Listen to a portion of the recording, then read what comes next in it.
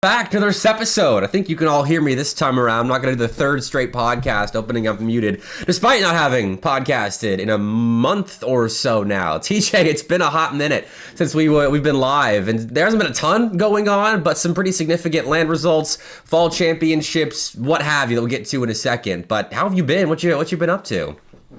Well, as you guys can see, I am now on, I think out of all the podcasts we've done for Collegiate Exclusive, I believe this is now my 6th different setup out of the 16 episodes or something like that. So I'm back home. So at least this is what I'm more used to. And, you know, I'm cozy. It's dark. But I'm ready to look back at the light that was a very, very successful CRL fall semester. Well, I didn't realize you were at home, actually, because your mic isn't the scratchiest mic you've ever heard, and your lighting's actually decent. Did you manage to find a decent mic for this one? Well, so this is the worst part, is that I've had my light and my mic with me for the most part. It's just a matter of, am I at Concord where I'm surrounded by 30 other gamers, or am I home where I'm by myself?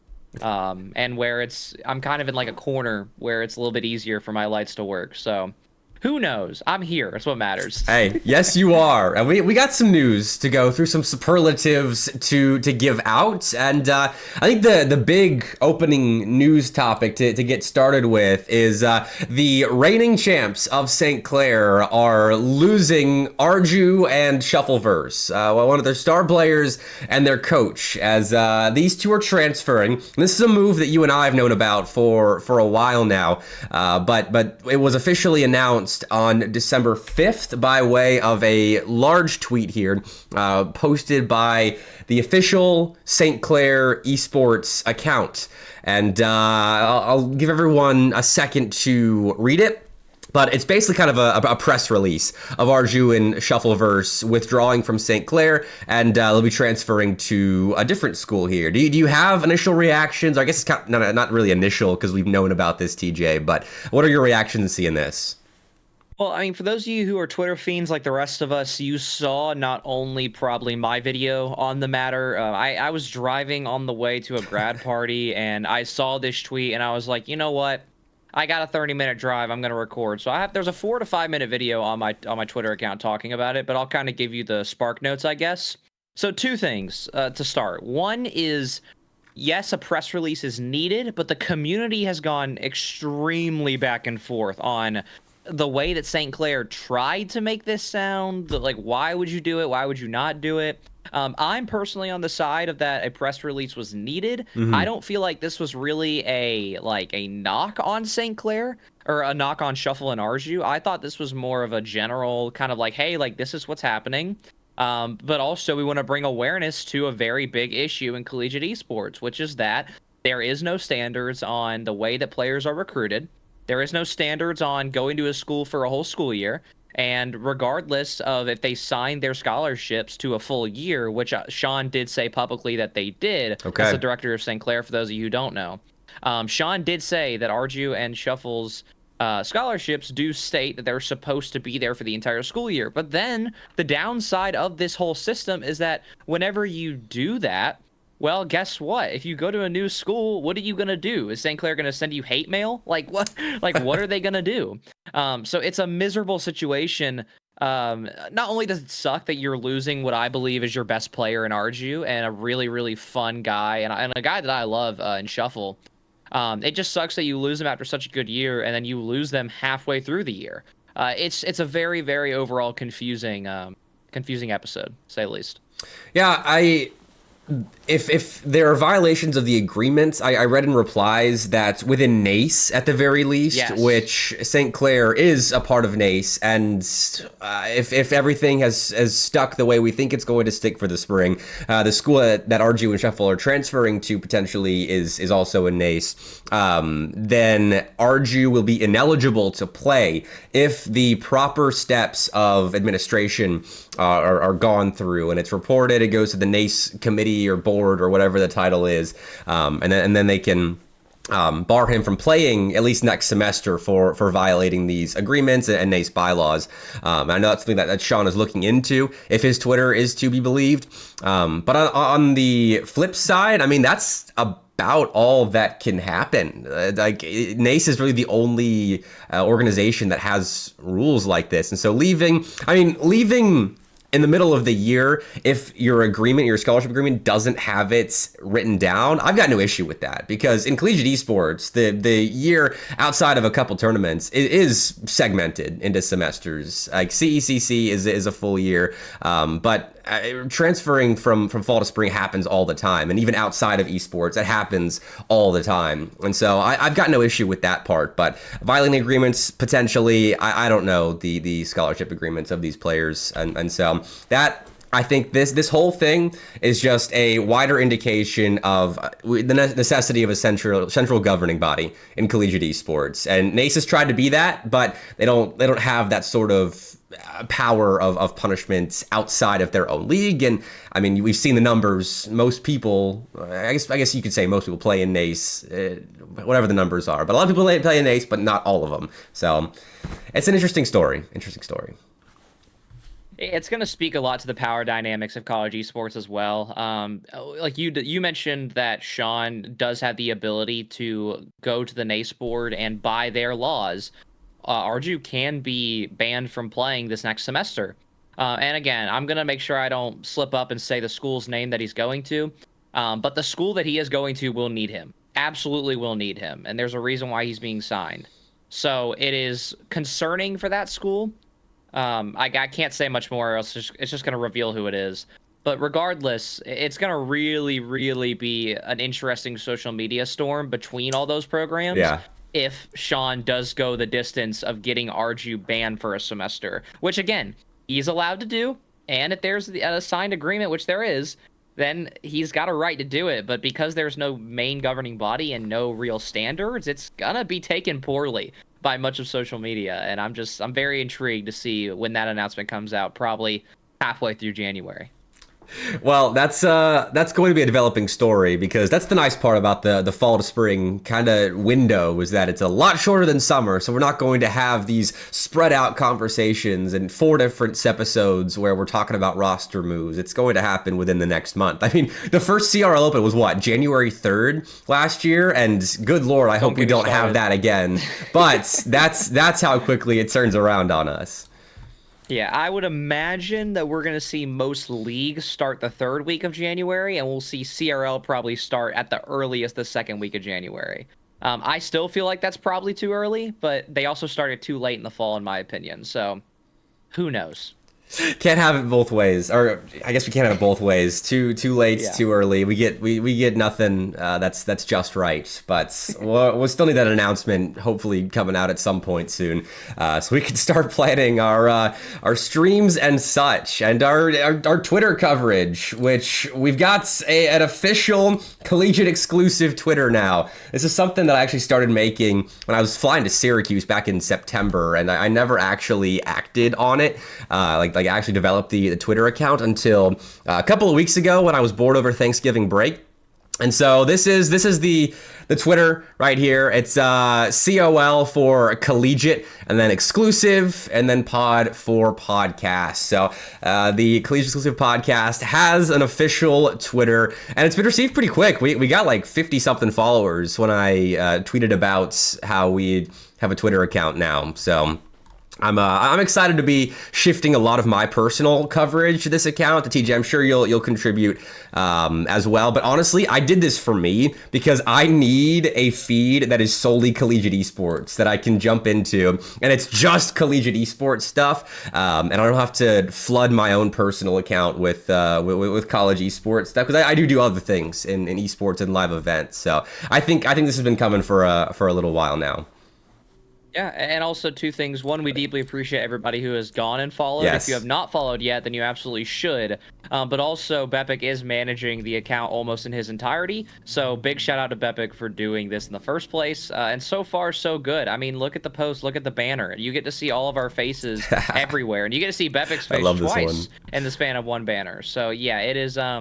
It's really cool that we have a main account now. So make sure you go follow it. And shout out Nate Dogg for having us in his top 2 most listened to podcasts. This is a really cool tweet. So Nate Dogg, I know you're in chat right now. I appreciate you for listening, and everyone honestly that's here listening, because we only talked about doing this a couple hours ago, because that's kind of how impromptu the winter's gotten. just with all the other stuff, the non-esports stuff we've been getting into. But yeah, here's the coverage. Drop a follow if you like. COL Exclusive Pod is the tag there. But we got some meat and potatoes to get to now. The real bulk of the meal. Because the Fall Championships happened, TJ, and St. Clair ended up winning back-to-back CRL championships. Did you see this coming? You know what? I'm going to get on a mini tangent because CRL, especially within the top four, is such a matchup-based league, and I made this point on the last podcast. St. Clair, I think, was the favorite unless we saw them in that grand final. The only team who's been able to beat St. Clair consistently is Concord. Unfortunately, Northwood and St. Clair Northwood and Winthrop have had many issues beating this roster. I mean, Winthrop started out at their NACE schedule playing St. Clair, and they got 3-1. And ever since then, I think Winthrop only got one match back on St. Clair, and then all the other ones went back to St. Clair. And it goes for Northwood as well. I think Northwood only got 1 or 2, and then St. Clair got the rest. Versus, I think, against us, it's like I think it's like 4-2 or like 4-1 this semester, actually including outside of college tournaments, it's like 6-1. But anyways, yes, if we did not make it, we knew St. Clair was going to win that. We kind of had maybe that Avengers mindset that it was us or no one. And as you can see, unfortunately, it was close and Winthrop looked a lot better, but it just wasn't enough at the end of the day. But it was a really entertaining day of games. It was a really good set. I was very happy with the way champs played out, other than the fact, we got third.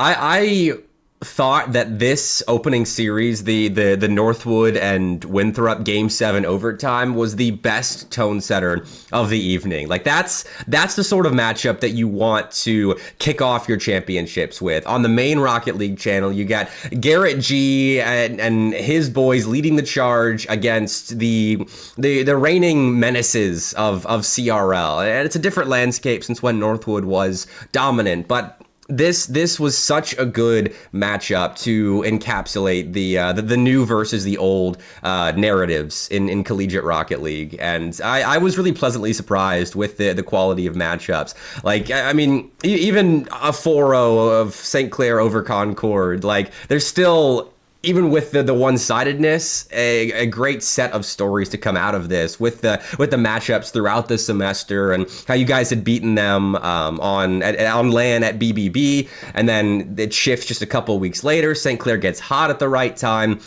and I mean they beat everyone except for Northwood, Winthrop back to back, and then you guys to win this. So well deserved. I honestly didn't expect them to get this hot. I thought this was still Northwood's championship to lose, TJ. That's what we talked about in the last episode. But St. Clair, they know how to turn it on at the end of a semester, and they did it this time around again.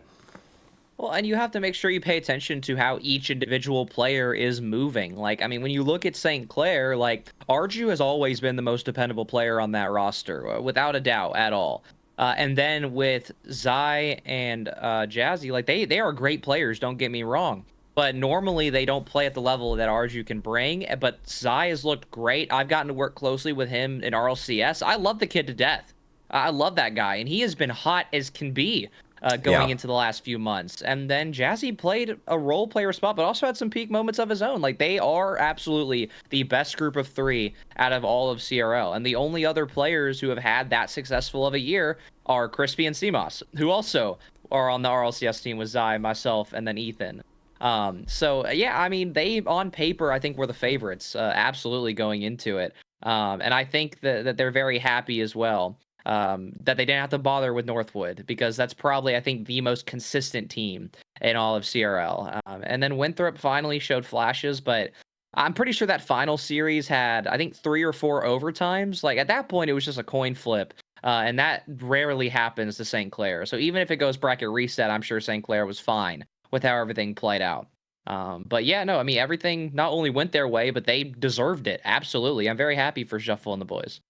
And that reminds me as well, I forgot to put it in our run of show, but congratulations to the 100x35 guys, Crispy CMOS and Zai, for going to Copenhagen and playing on LAN. I think that was a great instance of CRL getting represented on the biggest stage that RLCS has had for this season already. Like they're kicking it off with a massive international LAN, and the boys are playing internationally.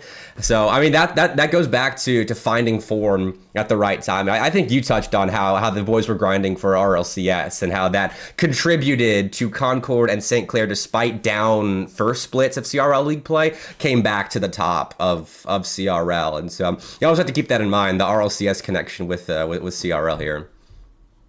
Yeah, and so many of these players are on the same RLCS teams as well. I mean, look at Shuffles Kittens, look at 100x35. Yeah. Like these guys, like the dynamics of August and September where nobody really cares to then once the scrims start back up, you're looking at two completely different teams. You're looking at two completely different versions of the same player. Like St. Clair in August was not at all the same team that they were at the end of things. And again, very happy for them. Also, as you guys can see, Crispy looked dang good with the new hairdo. Yes, going in. He got to go home, I think, a week early. Went to his barber, and then he sent us a photo of this, and I was like, oh my god, like look at this guy, man. The official RL Esports account has him looking that fine. That's a great timing, honestly, to show up to LAN like that. I mean, you have to show up to LAN like that. It's one thing to be winning CRL LANs and looking good on the pitch, but he really turned it up a notch for RLCS. So congrats to him and the boys. But not the only LAN that was going on. We covered C3 and their LAN. They did like a little preview because it was happening after our last podcast episode. But those results did come in, and I've got the actually I might show it on Liquipedia, so give me a second to find it. But South Carolina on top here, as they are the best team, kind of, in the Carolinas. They're one of the best overall in CRL, because you don't have like the Winthrop Main Academy team play in. But for all intents and purposes, with their C3 performance, I think of all the teams that are around that same level, South Carolina finished the season with the best form here, and this run shows it. Really impressive from the Gamecocks. Yeah, they have been so hot ever since August, and they have really been a sleeper team, to say the least. They deserve the 1 seed. Winthrop Academy is also an extremely talented team. Phantom has looked insane this year. Phantom's hopped on the main team a few times in Garrett G's place, for those of you who don't know, and he's gotten wins against West Virginia, and I believe he's gotten a win against... maybe 2 times against West Virginia. Maybe that's what I'm thinking of. Either way, he has had multiple wins on the main roster in Garrett's place. And then his academy team has been incredible the entire time. Not to mention, I think that there also is a sad part of this story. Charlotte, once again, a team that you always have very high expectations for. Yep. But unfortunately, they at the end of the day, I don't believe that they grind in the way that South Carolina and Winthrop do. And also, I know there was some internal issues with Charlotte. Like, for example, like Knight couldn't make it. Or not Knight, sorry. Bala could not make it to DreamHack Atlanta, for example, and Dead Devil had to play, and that was a very big tournament, a very big checkpoint this semester. So you lose an event like that, you lose momentum, and I think that maybe hurt them a little bit. But outside of that, that's the easy top 3 between all these schools. And then, of course, as I say that, Clemson found a way over UNC Charlotte, which Bepic, I think that's a top 5 upset of the year.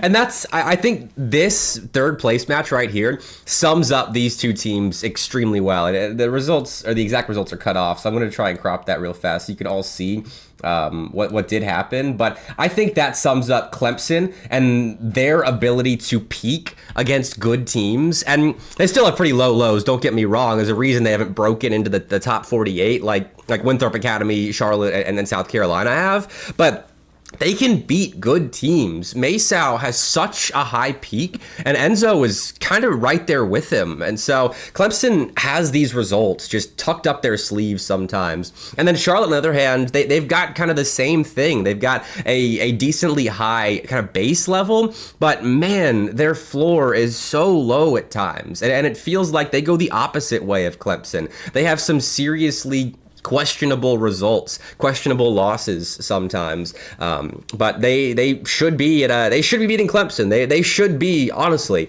playing South Carolina in this championship as closely as Winthrop Academy did. But losing to Clemson in the 3rd place match, big for the Tigers, weird for Charlotte, and that hurts too as well, because Nate just said it in chat, but Charlotte are the three-peat champions of C3, so that's shifted as well. The fact that they come in as the reigning champs, and now they have just exited in 4th in kind of just a 4-horse race. In all honesty, no offense to NC State, UNCW, UNCG, and UNCA. Well, and Nate also added in your own chat that he said that the varsity team has now moved back down to club. Oh.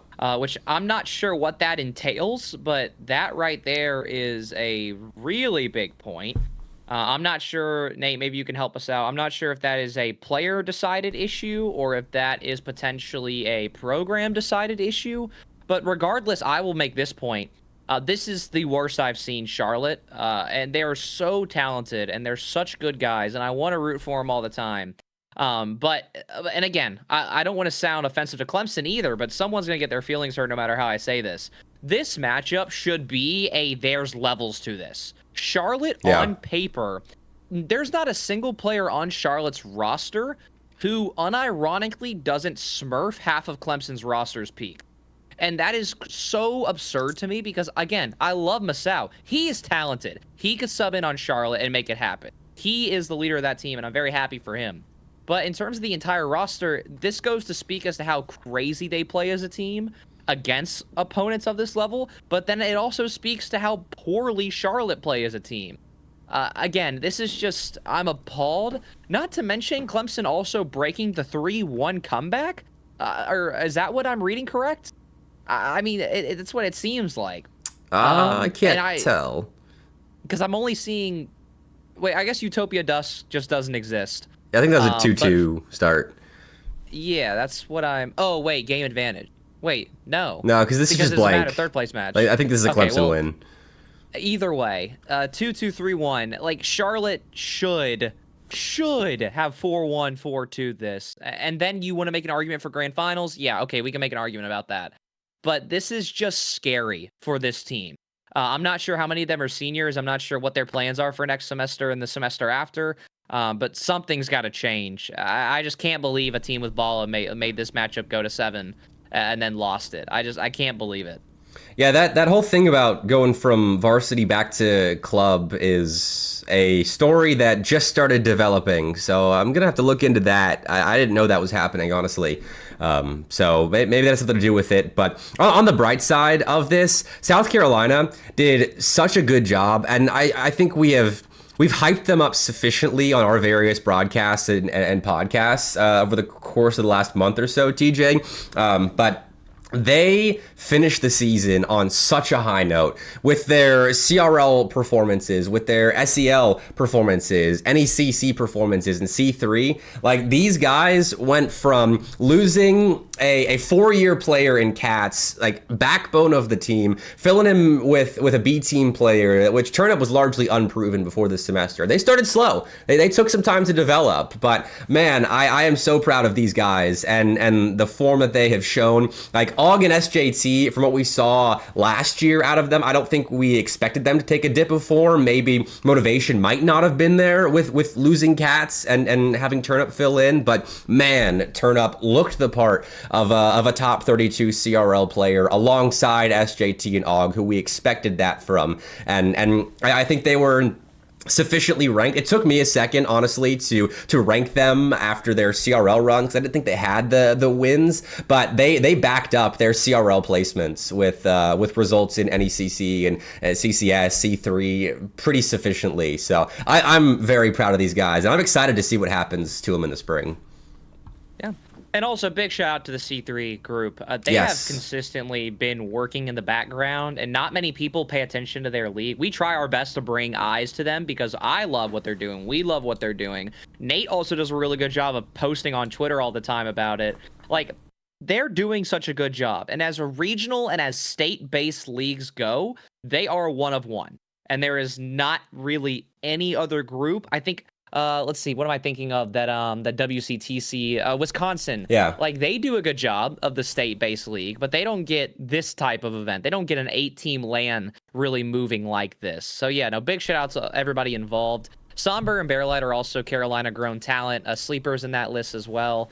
And then obviously, I'm sure many of the Carolina people recognize the other casters. But regardless, it's just so happy. And just so awesome to see these people putting together an incredible show. So big round of applause for for that entire crew. They're incredible. Skyline's also Carolina grown. So I love the talent crew on this. Great regional event. So shout out to them. And yeah, Nate's reminded us, shout out to NC State for hosting at UNCW Lab as well. So cool LAN. I am looking forward to seeing more of it. Nate's teased something big coming for C3. So definitely give them a follow and support them at bare minimum with some social media support.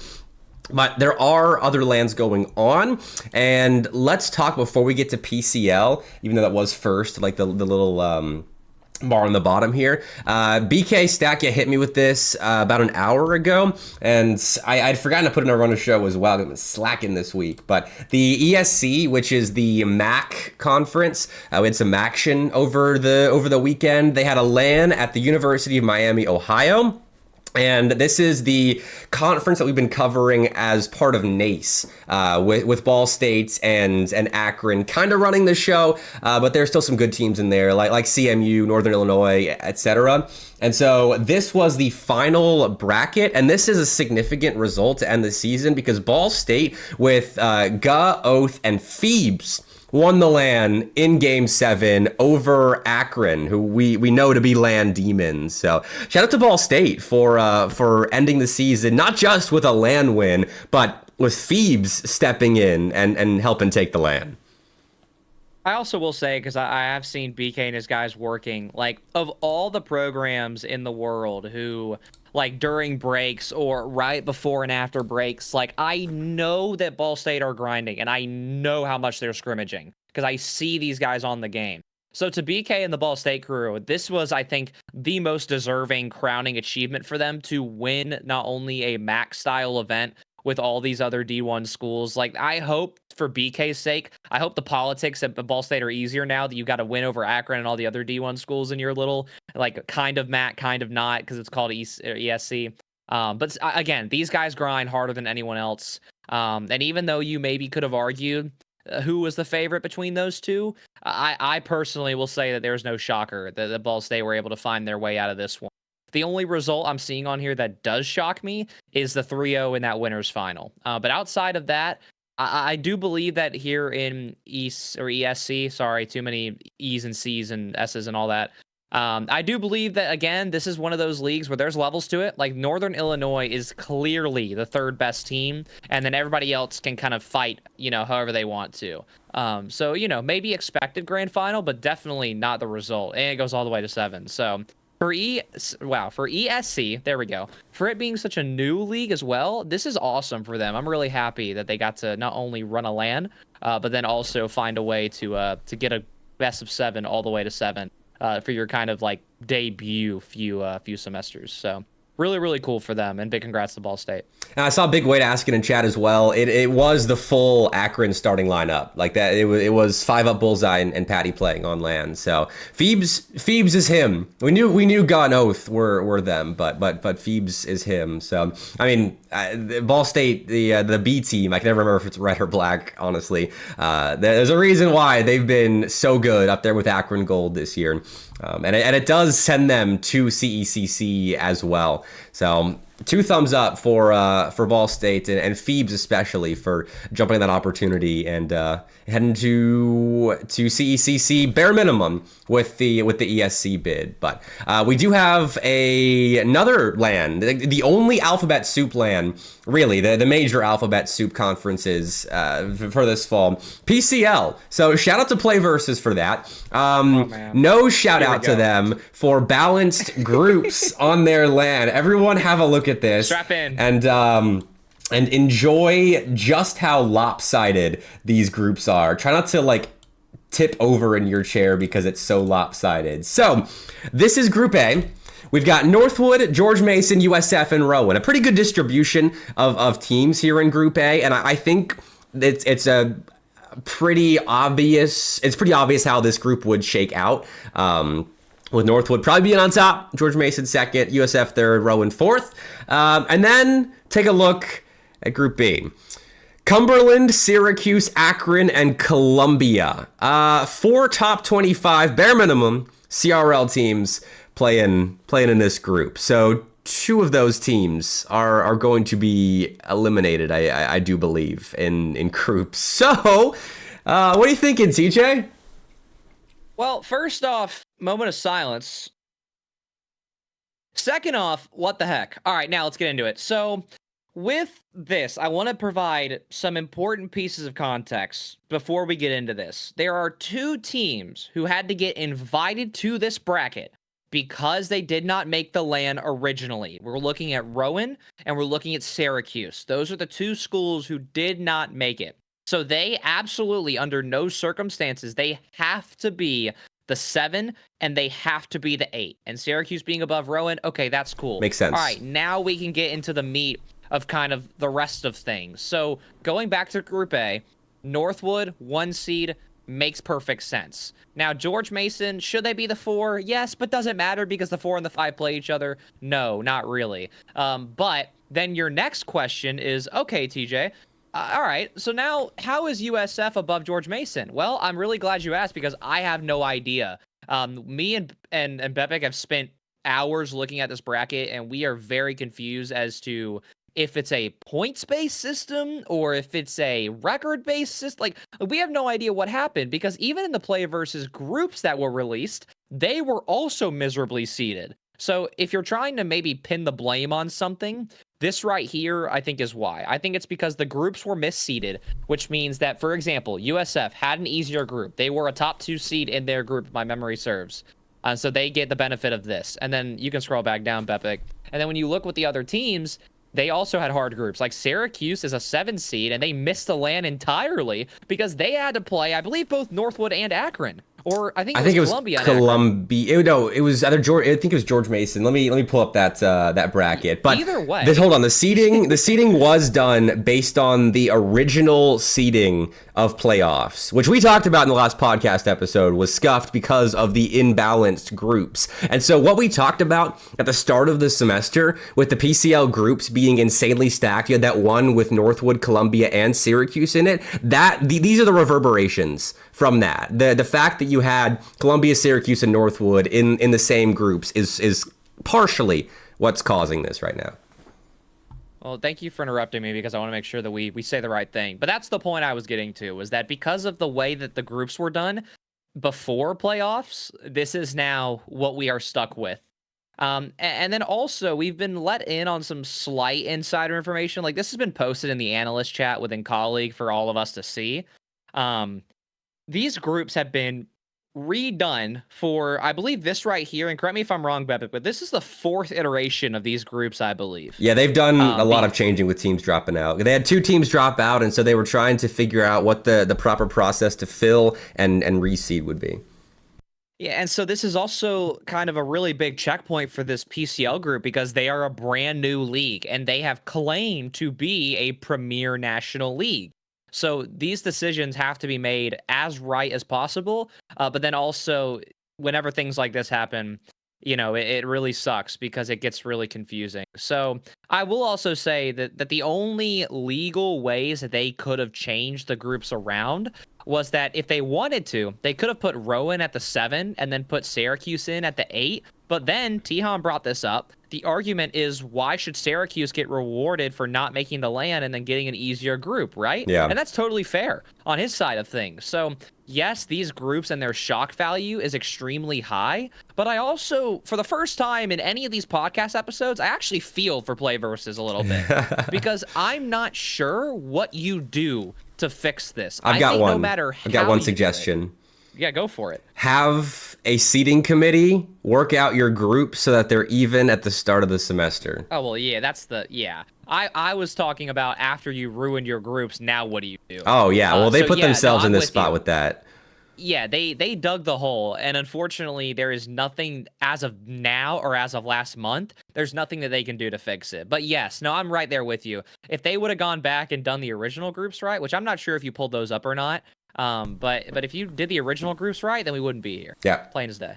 Well, the good news at least is that Group B is going to give us some very nice high-level comp after, like, this is the last event of the season. This weekend is the final CRL you're going to get to watch until January and wherever it starts. So we get some very nice high-level comp. Like, every single matchup in that Group B is going to be a top 25 CRL matchup. So that's the bright side of this, at least. So I'm happy about that. And this is happening at Akron as well. So you have the additional factor of Akron home field advantage, and the fact that they could get Cumberland to play here maybe a couple of times throughout the tournament. That's significant, and I'm interested to see if Akron can make up for their BBB failures, because we thought that was Akron home field advantage, but they lost in semis there. If they can make up for that here at PCL, then maybe we're back to talking about how good Akron is on LAN.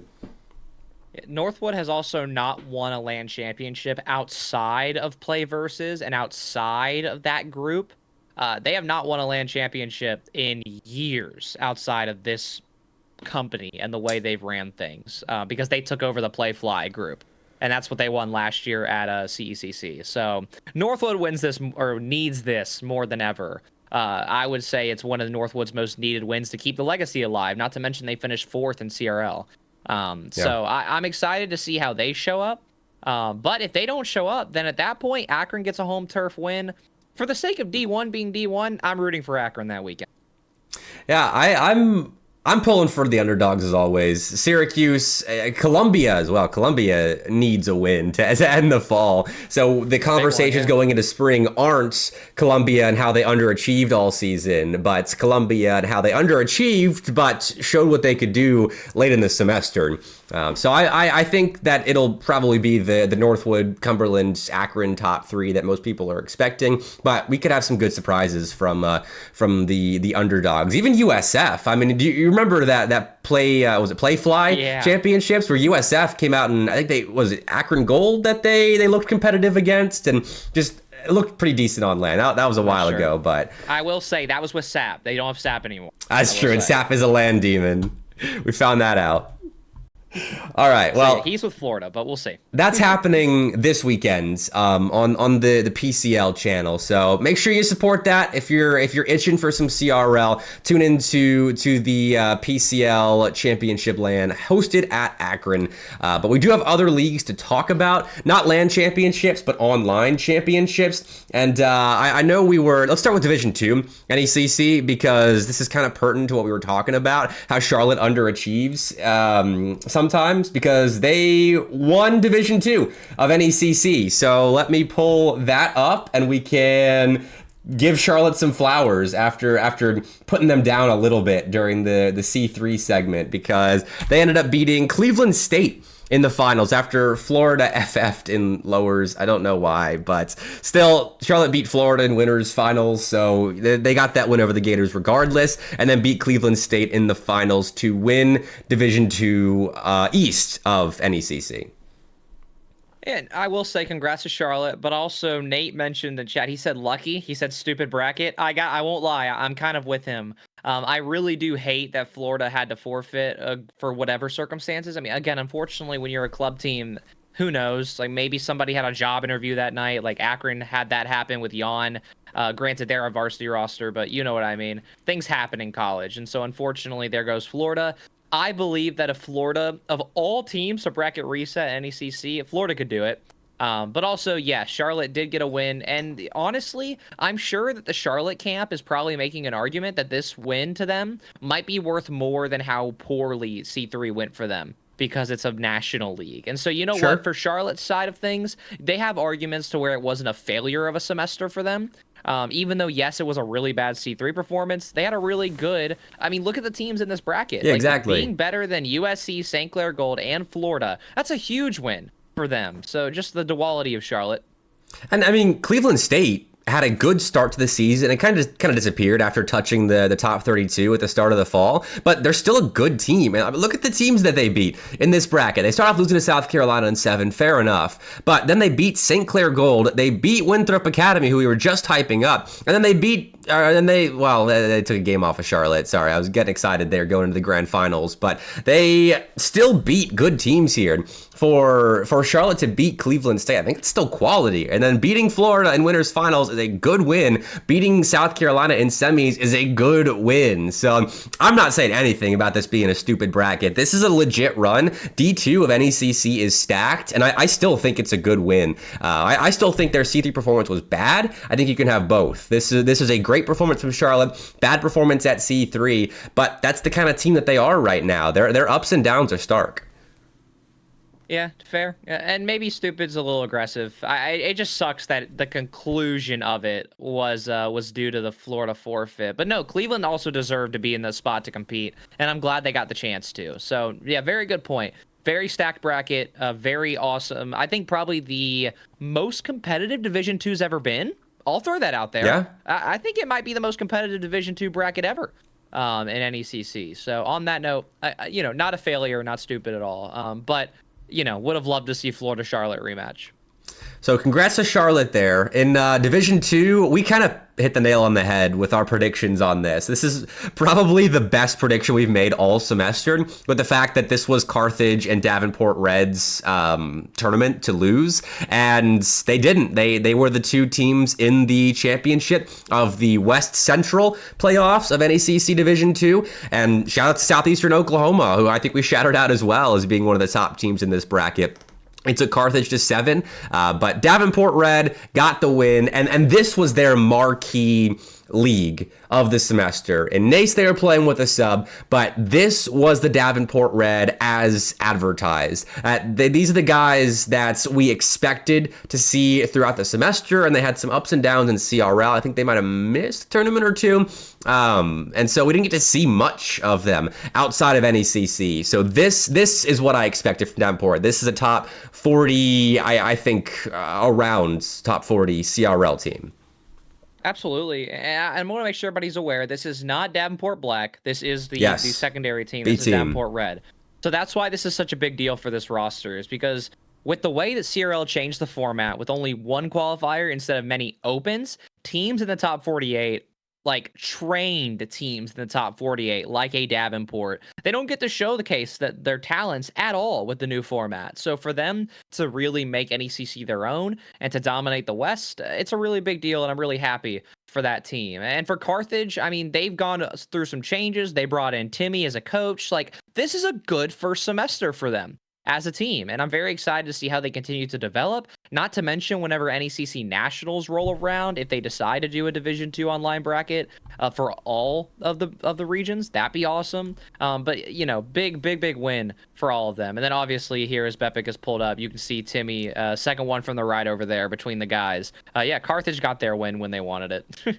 Yeah, I figured this was pertinent as well, because it's another regional league that had their state championship. Carthage in the Wisconsin Collegiate Rocket League ended up beating WCTC to win the championship there. So shout out to Carthage. While we're shouting them out for their NECC performance, I figured that was pertinent. Again, another team that I'm excited about going into the spring. They are fun to watch, and they are still going to be a threat to jump into the top 32 at any given moment. So yeah, Division 2 of NECC still pretty stacked. I think East and West Central, but Division 1, the most stacked it's ever been. And we covered the first couple of matches on our first podcast, because that was, we had those results to talk about. But Indiana Tech's run through NECC does come to a halt in the grand finals. Northwood got their revenge, but still top 2 for Indiana, and Northwood got their tournament win. And also, I know Indiana Tech's in the chat, so I want to say two things before I get into like my big thoughts about this. First off, Indiana Tech deserved their seed. They deserved a grand final. What I'm going to say in a little bit is going to sound like I'm hating, but I promised you it is not. But then what I will follow up and say is that Northwood somehow single-handedly through for 4 months and still found a way to win NECC. So personally, I'm upset about the fact they got away with that. But at the same time, it's Northwood. Whenever they decide to actually play the game, you saw what happened. They go 8-1 in that bracket reset. So fair play to Northwood. Congrats to them. They've won NECC God knows how many times. But outside of that, some fun stories to follow. Like Ole Miss had a really good year. Yeah. They were expecting a brand new third with Lunar this year. And then what happens instead? They lose out on the Cosmic Sweepstakes. They have to bring back C-Money. Lunar also is playing in APAC. So there's a lot going on with the Ole Miss camp. And I'm very happy they still got a decent performance. Outside of that, yeah, I mean, the really only other result that I think is going to shock a lot of people was the Cumberland 4-0 over Concord. I'm not going to make an excuse. All that I'm going to say is that we had to travel to ETSU to play RLCS quals. We qualified for Copenhagen, came back, 10 minutes, lost to Cumberland. That's all I'm going to say. Did we deserve to lose because of how we were playing and trolling? Yeah, probably. But also the guys were in an RLCS state of mind, so I can't blame them. And, you know, Cumberland took that opportunity and they got 4-1. So at the end of the day, it was just Indiana Tech and Northwood, and that's how it panned out. So I'm really happy for Indiana Tech. But I also hate it for them because they deserved it. They deserved the high seed, deserved a grand final. And then Northwood just decided, yeah, you know what, let's just play the game again. And then, you know, 8-1. So, oh well.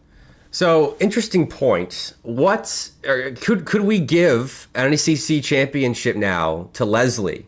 Because they beat Northwood in NECC. St. Edward's did as well, but St. Edward's had their chance. You can't see it, but they lost in the first round of playoffs here to Cumberland. Leslie didn't have their chance. So, because they didn't lose in playoffs and they beat the champions, does that mean Leslie have an NECC championship? If we're in the college football mindset here. You know, I would be happier calling Leslie or Ole Miss for beating Northwood a champion. You know what? How about we just shave off matches, let's see, 13, the bracket reset, and championship? Yeah. Just cut that entire side of the bracket off and just give it to Indiana Tech. That's cool with me, if Louis is the NECC champion, I'm happy with that. You know what? Let's just, we can call it that. We'll leave it there. Lower brackets are for chumps anyways. It's the upper bracket that really matters. So. Of course. Oh, man. Upper bracket champions. All right, so Indiana Tech and Leslie are NECC champions. You heard it here first. But that is the alphabet soup coverage for the No, we actually have NACE. I forgot about NACE for a second because they had their championship wrap up as well. And wouldn't you believe it, the CRL Fall champions ended up getting a NACE championship as well. St. Clair Green on top, #1 overall seed. They won in groups and had a killer run. This is a win over Leslie. So, St. Clair Green beating the NECC champs. Then they beat a hot ETSU who finished the season well, 3-0 to West Virginia. And then they beat Akron in the finals. So a well-deserved NACE championship for St. Clair that really is just a NACE championship by name. I think they might get a trophy, but no prizing. They already clinched Super League. So they win a championship, which at the end of the day is kind of what they're here to do. Yeah, you're playing purely for the NACE land because of the changes. For those of you who have not been following this semester in the big politics of college esports, NACE has decided to remove all prize pools except for their Overwatch/Blizzard sponsored league. So that means Rocket League right here, this was for no money, purely for points and bragging rights. And yes, I do believe they'd have a trophy. But it's the land. That's what really matters. Yep. You want to go to Orlando. You want to go to Full Sail. You make sure that you can do that. BK also just filled us in saying the top 8 gets Super Conference. So the direct top 8 gets Super Conference. I did not know that from the fall. So that's good to know. That's why this was big. Oh, you can't see it. It's Ball State beating Cumberland. That's why that's big. Yeah, so that's going to be a really tough one for Cumberland to stomach. They've had a really tough last few months, but I'm not going to harp on that for too long. The only thing that makes me upset about this bracket is Winthrop plays with a sub, loses to Akron. And then I really, really wanted Ball State to be in that grand final. Again, of all the teams I can actually trust to perform, Ball State plays the game. Akron spent 2 months not playing the game, fell out of CRL, and then had a really weird up and down where like they would sub in the gold and the blue rosters, and they won 2 lands on mixed rosters, and then the teams were back together, and gold did great in Atlanta, but blue didn't really get to do much. Again, so weird. So I would have much rather had Ball State, but Akron did put up a bad fight, so went to Game 6. So not a bad year for NACE, and Super Conference should be very fun to watch. And that is our Alphabet Soup coverage for the year. I don't think we're doing another podcast episode because of holiday travel this month. And so we might talk about the PCL results in our next episode next year, but probably not, honestly. So you follow the Collegiate Exclusive Podcast Twitter if you want some coverage on that. I'll be on it this weekend, you better believe. So for those that join late, this is the new Collegiate Exclusive Podcast Twitter account. So go follow us. We're not verified. That's okay. We'll get verified one day. But I've been doing a little bit of coverage on there. Wanted a place where I could not spam my main with CRL stuff. So that's what this is. So go give it a follow if you haven't already. But yeah, that's Alphabet Soup coverage. Let's do the fun stuff now. The Fall CEP-urlatives is what I've called it on the bottom bar, and we got, I think, 6 superlatives to give out, just to have a little bit of fun, reminisce on the fall semester of CRL. And this is going to be a verbal segment, just like our normal accolades are. So everyone get ready, because we got some fun talking points to make. And I don't know where we should start, TJ. I don't really have a big starting point. Should we do like the breakout trio, duo, and solo players of the year? I was gonna say we should go reverse. We should start from the bottom and go up. Okay. I think. In that case, we're gonna start with first CEP-urlative for the fall semester, fan favorites. And this was very loose. We just went with some team that is a fan favorites. And I'm gonna kick it off with a bang. The fan favorite superlative, I'm going TNT, because the CRL, the biggest fans of CRL, the players, and I only ever hear good things about TNT. Whenever I mention him on broadcast, I swear that the Twitch chat gets spammed about how much these players love TNT, how he plays, the guy that he is. So my first superlative for the fall semester goes to fan favorite TNT. Good mini round of applause for TNT. On my side of things, and yes, we each have our own picks for each CEP-urlative. Yep.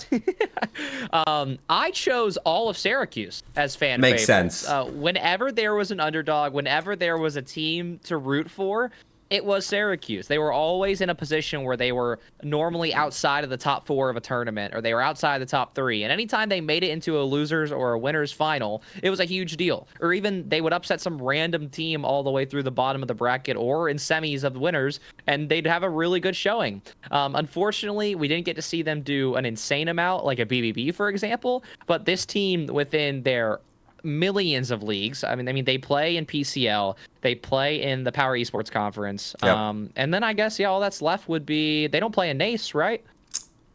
No NACE, if I remember no correctly. NACE. I can pull it up I didn't see officially. I'll confirm it, but for all intents and purposes, yes, you're right. Yeah, so anyway, Syracuse, for the history they have of they signed a baby, they couldn't get him help, and then they bring in Lesser and Tiz. 2 things I will say about Lesser and Tiz. 1, they're both funny.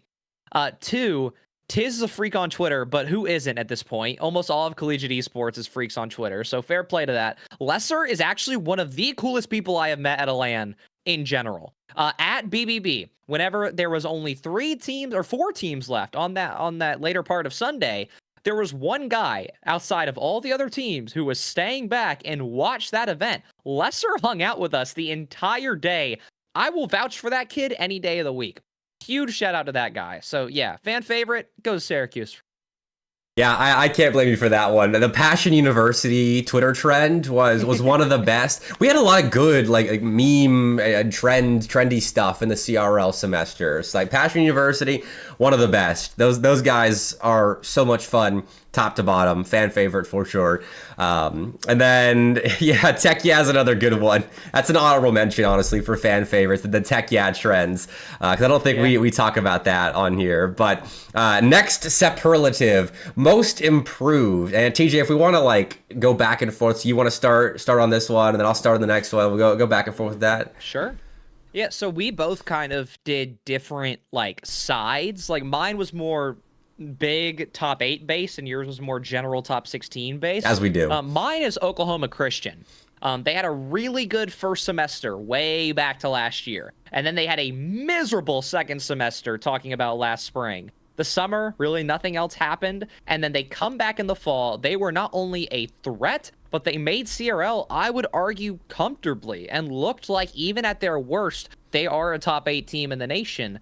And then, people started making arguments for Ball State to be above them. And maybe you can make that argument. But regardless, that team is one of the best in the nation. And after how miserable of a semester they had, I'm very impressed by the way they came back. So mentally and physically, Oklahoma Christian is my most improved. I mean, they always show up. Like, when it matters, everyone's like, yeah, Oklahoma Christian, there's no way they're re-qualifying for CRL. No way they're actually qualifying for CRL. Yeah, we count them out. And then they do every single time. Top 4 BBB as well. Like, come on, those guys cannot be forgotten like they are sometimes. But team I'm talking about, most improved, I went Michigan State. I think the inclusion of Drewy and the duo of Opbom and Morvu that we saw taking big names in the spring, that was, I think, the biggest jump for teams. Maybe outside of, like, I don't know, you could say in the top 8 outside of maybe Oklahoma Christian, but most improved for sure, Michigan State. Those guys were in touching distance of the top 10 throughout the semester. They got into the close qualifier as well in CRL through some adversity too, having to play that tiebreaker. So I say most improved is Michigan State with that Drewy inclusion. And another team or another player or team that could be in that conversation. Our next superlative, is next up, which was, I think, a good suggestion because we're looking to spring now for teams that could make big jumps going into the spring semester. And I didn't do a team. I said Royales because I'm not sure who he's going to be surrounded with in the spring, how much that might change with the conversations that I've had with him at DreamHack. So I'm saying Royales is next up. We thought he was going to be a bigger force when we knew he was being recruited by schools over the summer, and he had a good fall. I think they surprised a lot of people with their stretch in October into early November, but they didn't make CRL, and they weren't really close to making CRL. I think they were top 3 in their group in the first qualifier, and then kind of bombed out of the close qual with a rough run. But I think Royales is absolutely next up in CRL next semester. Well, speaking of not knowing who's going to be surrounding big players, that is where my next up award goes to. I put Syracuse as my honorable mention because if I wanted to just make Syracuse, I could give them 2 or 3 of these superlatives. Yeah. But I will not for the sake of talking points. I went with St. Edwards. When you talk about flashes, the fact that St. Edwards took Tater, and this is not me saying Tater's a bad player because he's not a bad player. He is rank B. I'll leave it at that. Good player. But and Tater's in stream, so this is perfect. Tater's a great player. The fact that team with their dynamic B+, okay, on me. Sorry, didn't know Tater was B+.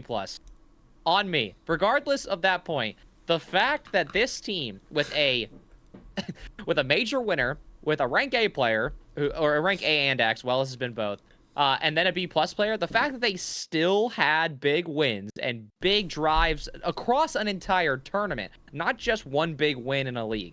They had drives across multiple tournaments. Yeah.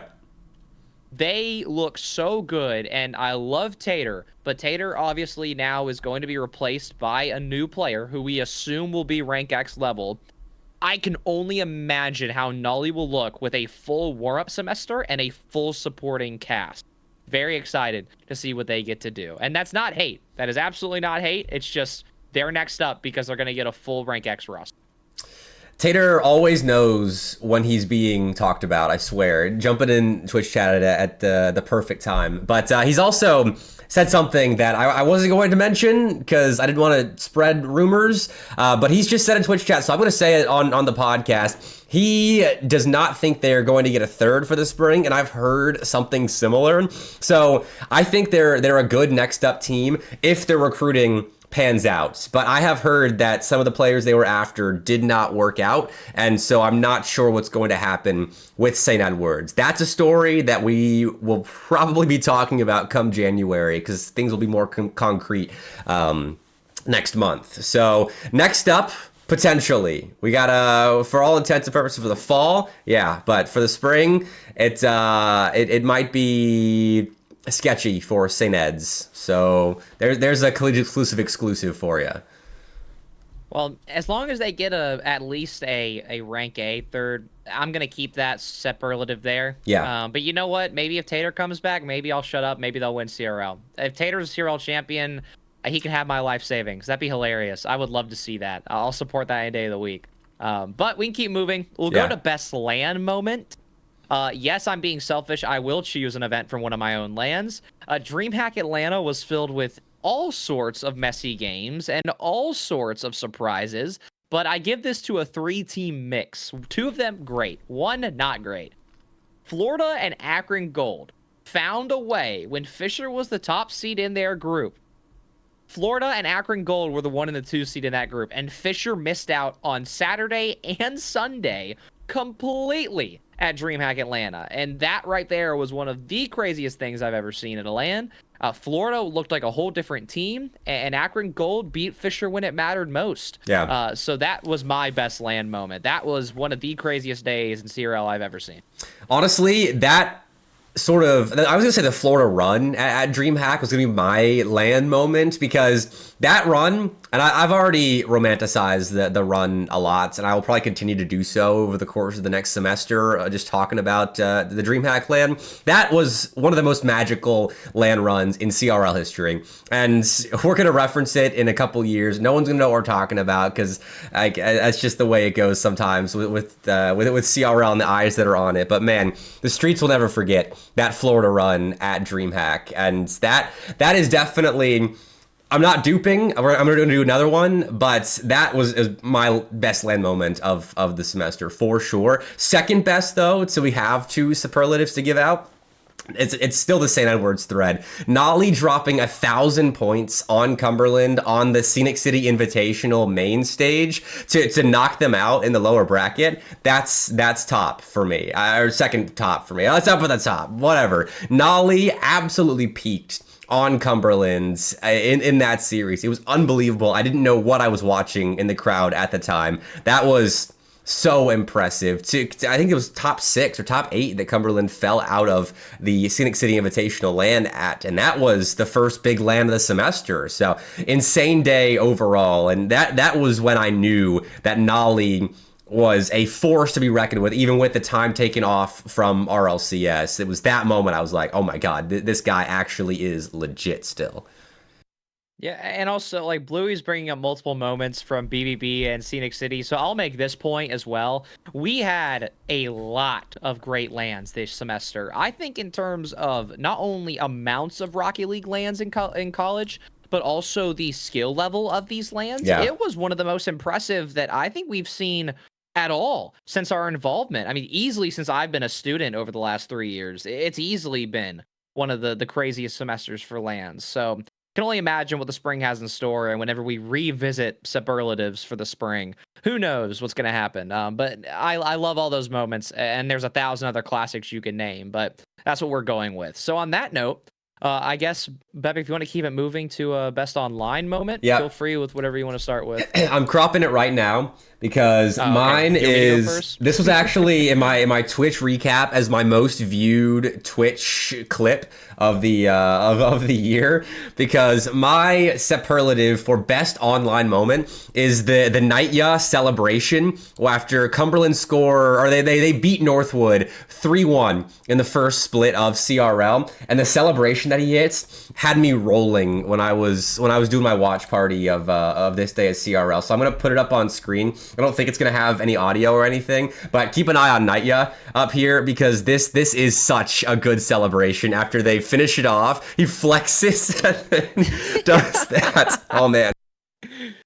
On the main Rocket League channel, that dude, and then he gets out of his chair right here, gets back in the face of the camera. Oh my god. Nightya, another one of like the best sort of CRL memes that we had this year was all of the Nightya media that we got, from the Cumberland photo shoots to the Chattanooga LAN pictures that they took of him like swimming in the hotel and having a good time at Chattanooga. Like, oh my word, the Nightya imagery and videos, top online moments for sure. Yeah, shout out to the Cumberland media team, because I don't know what they did to Naya between last year and this year, but he is just a completely different dude. I got to talk with him a lot at Scenic City. I love the guy to death. I'm always down to root for that guy in RLCS or CRL. And that right there was just the culmination of I think his change in personality and how much more of a character he became this year. So a great one.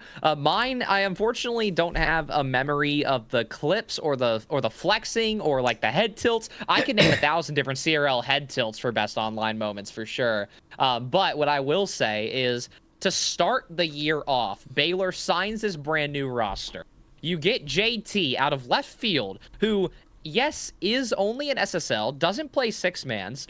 And then what do? They bracket reset Ball State to qualify for CRL. That was one of the craziest things this semester brought us. Now, granted, Ball State also took that loss and then won everything else this semester that they could. So, shout out to BK in chat. But outside of that, their one loss and Baylor's biggest win to kick off their entire stay in Collegiate Rocket League with this.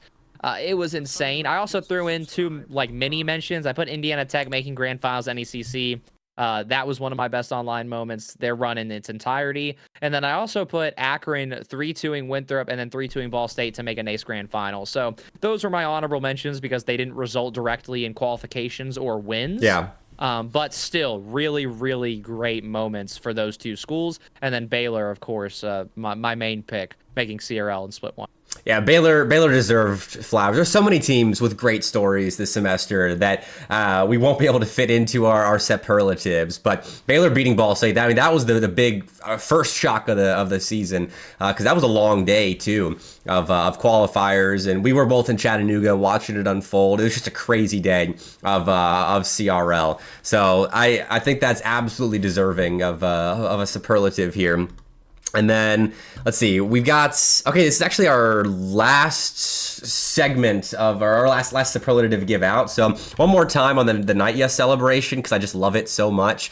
But we're going to do the breakout, trio, duo, and then individual player of the year, or I guess the fall semester here. So last time on the celebration, I promise, but I love that clip so much. But let's go back and forth. We can start with individual players and work our way up to trios. We're not going to do St. Clair here because they win CRL, they win NACE, obvious best team of the semester. So St. Clair wins by default. So we're gonna spread some love to some other teams. But let's keep the Baylor train going. My breakout player of the year is JT for reasons aforementioned. Multi-time Collegiate Exclusive Podcast Player of the Week. JT is an absolute legend, and we can only assume his spot might be being taken for the spring. Nothing certain on that front, but JT, breakout player for sure. The streets, just like they won't forget that Florida DreamHack run,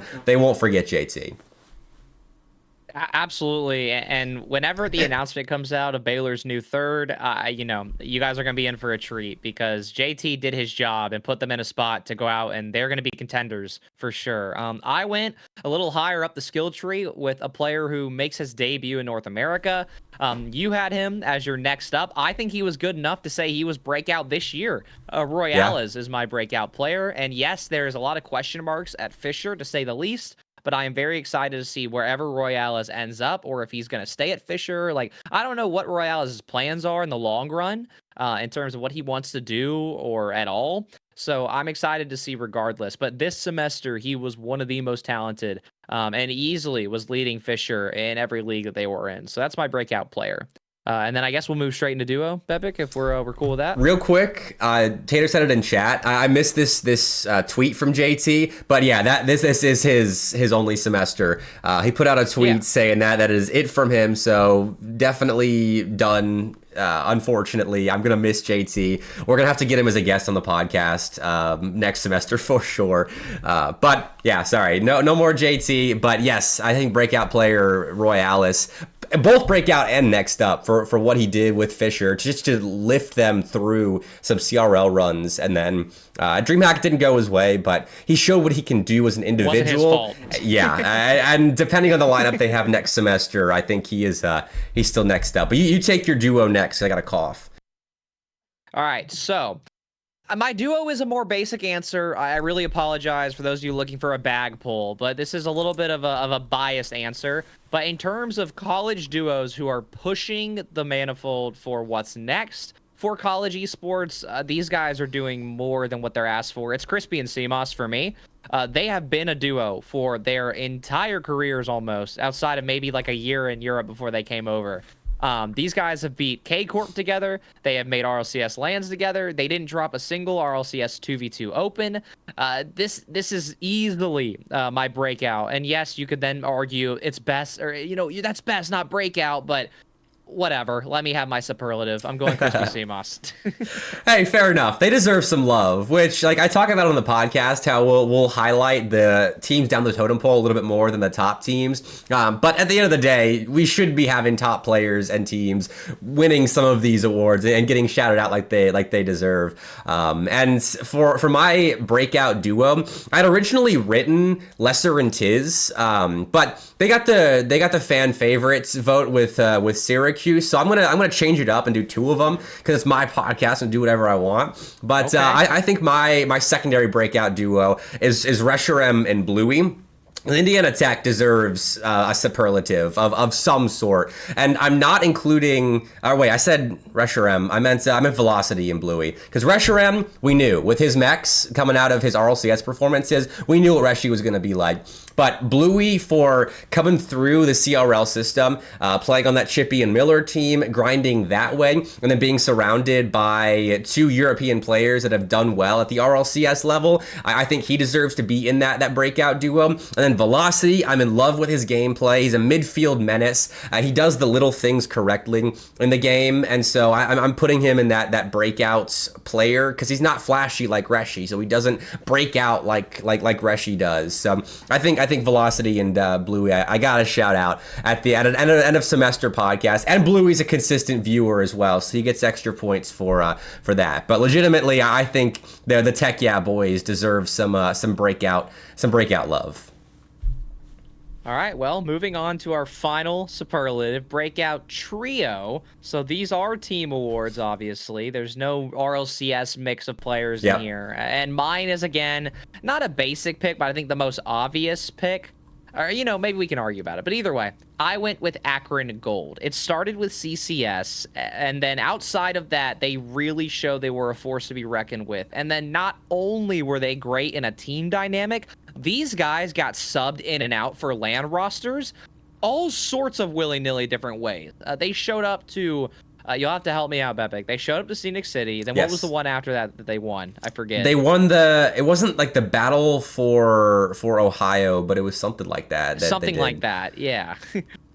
Battle for whatever the heck. BK, I think, might know if he's in chat. But regardless, they show up to that. They win that. Like, no matter what player got sent to whatever part of the country, or if they all three got to go together like they did in Atlanta, these guys were incredible. And I can't imagine having a 6-person program, your roster constantly being flipped up and down on top of your league games, and you still found a way to get out of that semester with a few LAN wins. And again, that DreamHack Atlanta moment for them was incredible. Granted, they lost to Florida in the losers final, but still, for them, it was a really good run for that roster, and they outperformed their seeding, outperformed at every given moment this semester. So that's my breakout trio for sure. I mean, at DreamHack, like, they may as well have been playing an actual CRL roster if you're going up against Florida at that tournament specifically. So Akron Gold ended their semester on LAN the best way that they could have with that DreamHack and BBB run, and they get one more semester with Jonathan. He graduates after the spring, so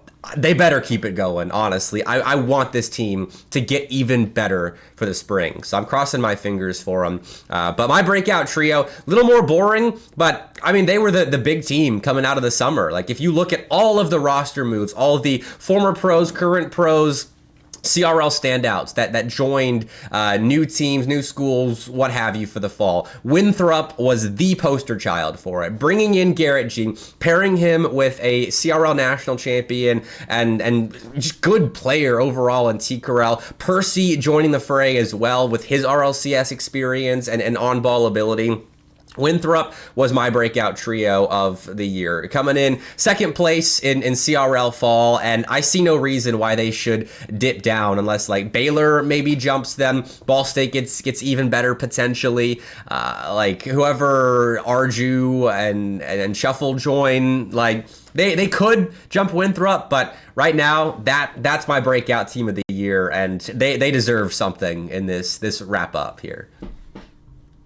Yeah, I mean, again, like, they were expected to come in and make waves, but they weren't expected to be a top 2 team. So for them to find their way through, like, they get a Game 7 win over Northwood to kick off the broadcast on Champs. They had a few bad losses, but bounced back wonderfully. Like, again, like, this roster is glazed, but it gets to a point where it's fair. Because yes, they were expected to do a lot, but they still found a way to break expectations. And Blue makes a really good point in chat. He says that Garrett G joining CRL has made a lot of noise. Yes. And yeah, that's true. From the politics and the business side of things, it's a really big deal to have somebody like that in Collegiate Rocket League. So I agree with you, Bepic. I think that's a pretty dang good list of superlatives all around. Yeah, congratulations to everyone that won a CEP accolade this semester and now superlative at the end. You know, these awards mean a big deal. Like we've had it in Twitter bios. JT had a video made about it by Baylor Esports. So I love that. I know it's just for fun, but the way you guys react to it it warms my heart so much. So thanks for being viewers, just period, throughout the fall semester. And I mean I think we take one last look at the fall semester as well, just a little bit of reminiscing as we wrap up our final episode of the fall 2025 season. I'm going to do this by going to the Wikipedia page for tournaments and the school scene, and then we can just kind of talk through things at this point, TJ, because we've done a lot of reminiscing already with the segments. But let's have one last trip down memory lane here. Let's just cover the entire screen, but starting all the way back at let's do like the September here. It's when the tournaments start. Oh yeah, pre-jump during the summer. Good place to start because we got the only look of S5 Cosmic that we actually ended up having this fall with Ole Miss winning it. Yeah, I mean, they looked wonderful, and Lunar has been talented. It just sucks that roster couldn't stick. I don't want to talk too much about each tournament because we're coming up on our deadlines here. Yeah. But yeah, a really good start to the semester, and it was really cool to see. Like, we got to have CMOS and Crispy play from Europe, and that went wonderfully for us. Still made it to a grand final. Had to play Central, so that sucks. But no, Cosmic looked incredible. That was a really good start for the year. Yeah, and I mean, Stealth, I think, is one of the most underrated players in CRL because Lunar, for the personality that he has, I think gets a lot of the attention on Ole Miss. But Stealth and C-Money as well, I think you can lump into that category. They don't get all the love that they should with Ole Miss. So definitely shout out to them as well for the semester that they had, especially at the end with the NECC wins that they racked up. But we can, kind of just like look at this and jump in where we want. I think a lot of these small CRL tournaments, I do want to shout out, like Skill Issue, the F3 thing in concepts, the Corn Belt Clash, like these regional stuff. These are the real backbone of CRL. And so please, if you're out there, people that put these sorts of tournaments on, like keep doing it. You are loved by the players and the staff of these schools that play in local tournaments. And if anyone is listening, which I doubt that we have any like regular listeners that run these small tournaments, but if you're out there or you players that do listen, know these tournament organizers, have them reach out and tell us when these tournaments are happening. Like DM the Collegiate Exclusive Twitter account or me or TJ on Twitter or Discord or whatever, and we will try our best to cover them because like these tournaments are the backbone of Collegiate, honestly. And also, I'll throw in a little kind of sneak peek thing here. Like, esports at NC State, they have been a backbone of college esports for a long time.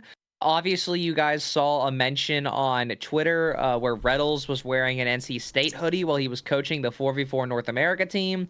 All that I'm going to say is that NC State is a program that's been a pillar of college esports, maybe not Rocket League, but they're looking to go big into Rocket League. So just keep your eyes out is all I will say. But I also want to add that in while we're talking about backbones and big community pillars.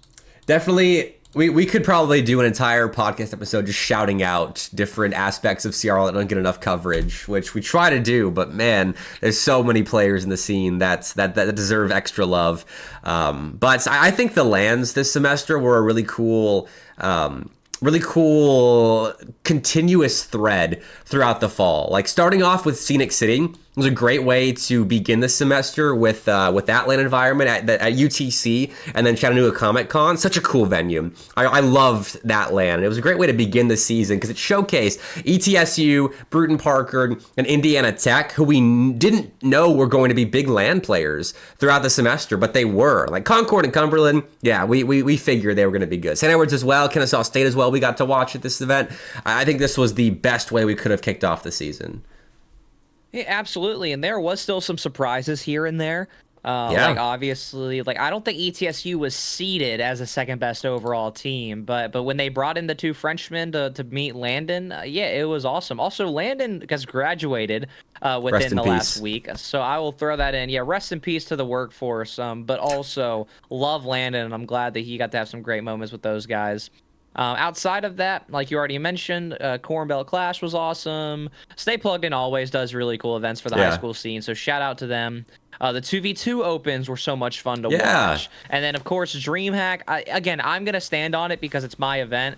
I think that I really do think we put on the best and most unexpected show of the entire semester, and I'm going to stand completely down on that. I was very happy that we got to bring everybody to Atlanta. It was a really fun event. It was an honor to have everybody. And then BBB, same story. It was another incredible event. This was the most competitive LAN, in my opinion, over the last, I would argue, semester easily, and then maybe not past that. But either way, like Concord St. Clair, that's a Cinema Grand Final. It did go to 6. It had, I think, 3 overtimes as well. So another really great show. Like November really was awesome in terms of the culmination of all these teams' skill levels. And then RLCS comes back into the fray. And then obviously we get towards the end where we get our regional finals and some nationals here and there.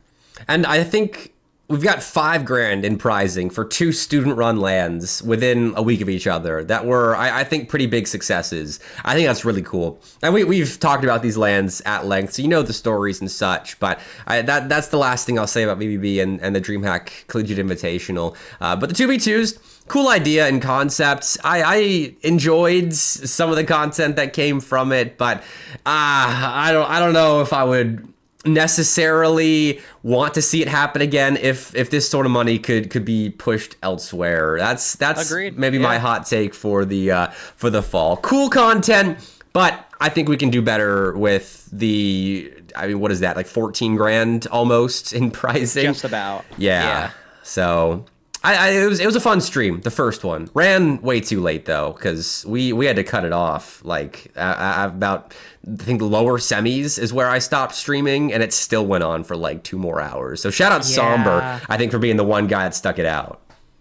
Yeah, the issue with the CRL events is that they have to, and this is not a knock on West Coast people, but like you can't start at 6 p.m. Eastern. Because of the way that the West Coast has to run. So I believe those tournaments started, was it 7 or 8 p.m. Eastern? It was 7. At? It was 7. Yeah, so it's just too late. Like, you can't have all of your Eastern, your majority player base. Like, I hate being that guy because I'm not a West Coast guy, I'm an East Coast guy. But, like, if you're going to run a national tournament where you get hundreds and hundreds of teams with $6,000 on the line, we cannot be running till 1 a.m. We just can't. So agreed. Cool in concept, but I would be okay if they disappear next semester, and maybe we get like a weekend 1v1 tournament, or like maybe we get like a weekend, maybe just again keep it to like one weekend, like 1 2v2 tournament, 1 1v1 tournament, and then if you want to highlight college that way, great. But the opens are just too much, and you get 4 different winners. Like, you don't get 1 winner, you get 4 separate winners. It's just, you don't even get to see the best ones compete. So, yeah, I'm right there with you. But, again, good semester, and especially from a LAN standpoint, really, really fun. Yeah, it's not to say we're knocking them for trying something new. I like that they're investing in a different approach to collegiate. So thank you for that.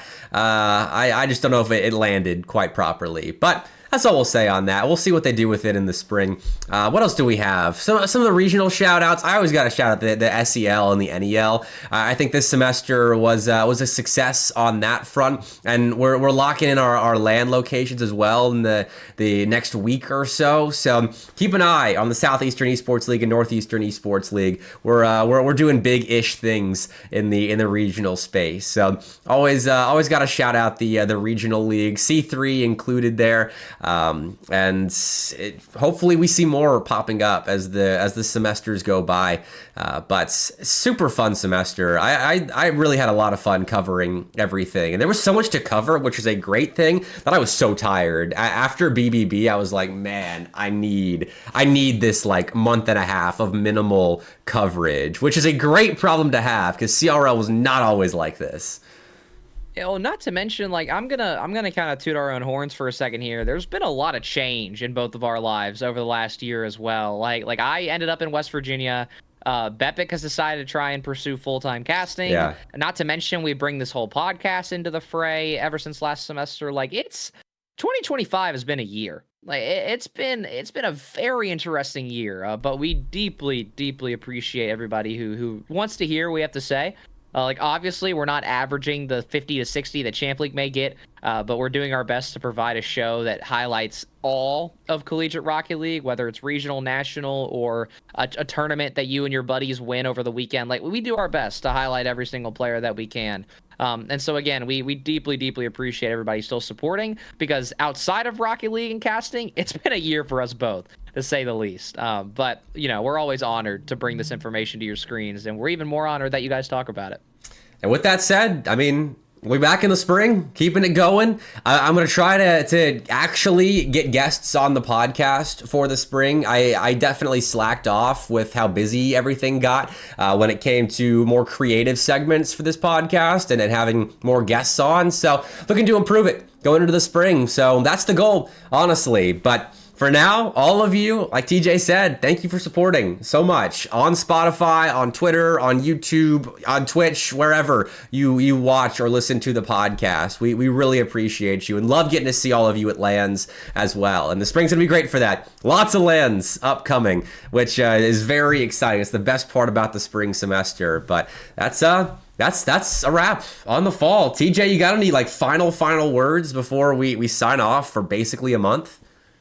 The only other thing I will say is, from a teasing standpoint, whenever we get to March, and then when we get halfway through April, I believe, based off my memory, through the span of 6 weeks, we are going to have 5 separate LANs. And me and Bepic, the way things are looking, we plan to be at all of them. Yeah. With the way things stand right now. So, 1, I hope to see you all there. 2, be on the lookout for signups for qualifiers. Like, please stay glued to your screens going into January and February. The only ones that have already been announced are Boost on the Beach, which registration is closed, so you missed out on that one, unfortunately.